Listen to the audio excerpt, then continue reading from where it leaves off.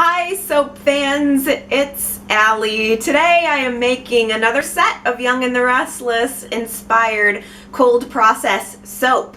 This particular soap is called Cane, and in addition to the really cool, crisp, sexy, masculine, eucalyptus-y, fresh fragrance, I am going to try to create a vertical layer to represent cane. I'm going to be using a dark and a light color value of turquoise or aqua blue that I think is going to look really nice next to one another. But the trick is basically that I'm going to lay one color in the right side of the soap mold, one color into the left layer of this soap mold, and I kind of do this thing, it's sort of like a plop and a smack, and it ends up creating some interconnection between the two colors. In fact, I have an example here of another non-Young and the Restless soap that I made that also smells really good.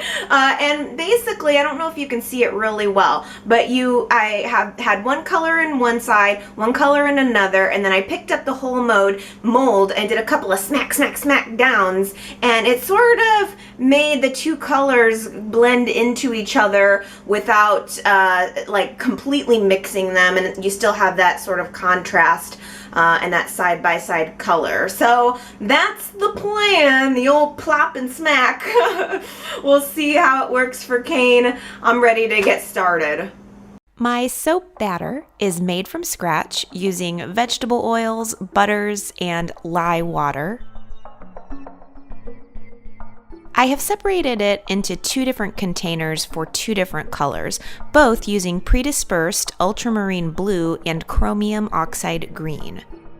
Into one of the containers, though, I'm adding white titanium dioxide along with just a few drops of the blue and green to get a nice, bright, light aqua turquoise. I want this other half to be a darker aqua turquoise, so I'm adding a generous amount of color and no white titanium dioxide.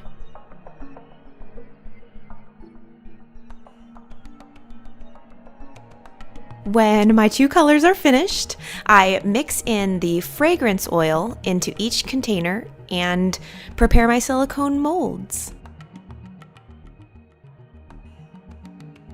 Carefully, I am plopping the dark color onto one side and the light color onto the other. This really works best if your batter is nice and thick, by the way.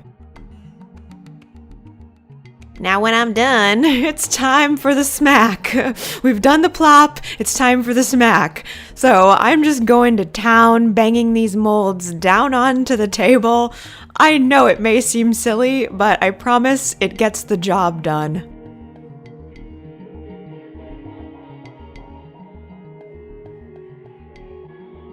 To decorate the top, I am dipping my trusty chopstick and making a figure 8 pattern to cross the two colors into each other just a bit. And there you have it, my twin colors and my twin molds. Time to insulate and wait. Well, I can't wait to wake up to cane in the morning.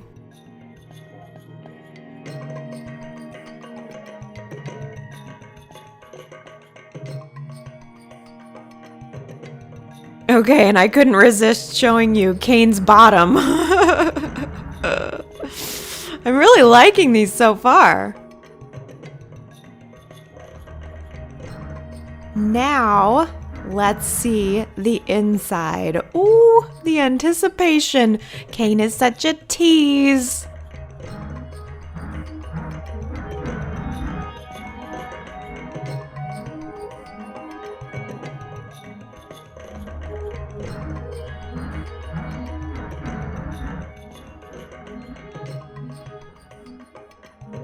Yes, these look really cool. I'd say I'm going to give 3 cheers for the old plop and smack technique. Because the batter was thick, both colors stayed in place on either side of the mold. And I'm digging this crinkly, zigzaggy way that the two colors pieced together, almost like a puzzle.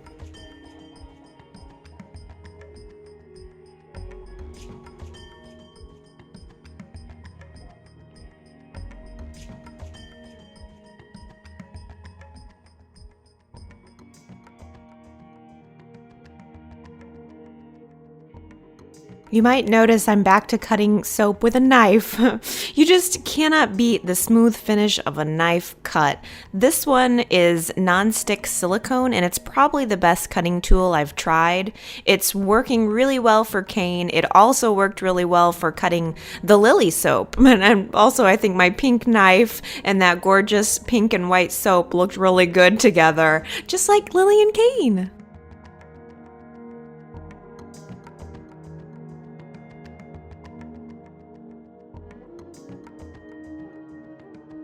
I really like this color combo. The dark blue gives me kind of a denim vibe, which of course was part of the inspiration for this soap.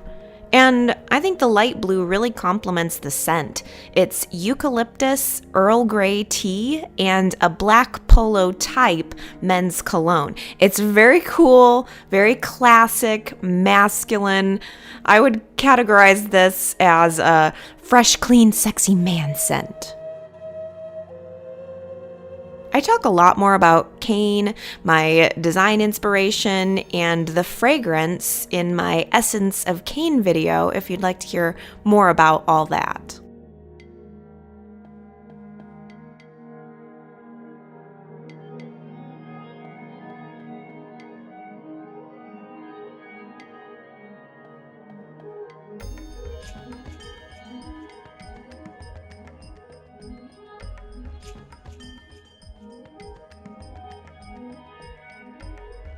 Yes, I think the tops look good, I think the bottoms look good, and these smell really good too. I hope you enjoyed watching me make them.